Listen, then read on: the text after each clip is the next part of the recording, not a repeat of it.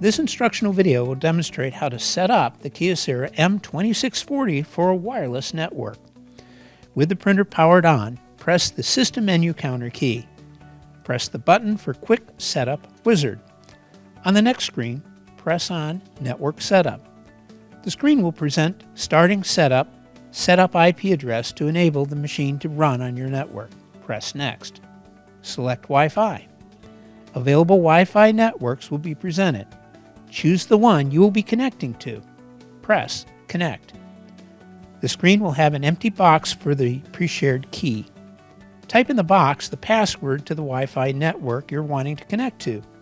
Use the screen to type in upper and lowercase letters and the number keypad to type in any numeric characters. Press OK. Select Auto DHCP. Select Next. The network will assign the IP address automatically and the screen will present it. You may want to write down this information in case you need it later. Now press Next. When completing Setup presents, select Finish. Press OK. Your printer is now connected via Wi-Fi and you can begin to print.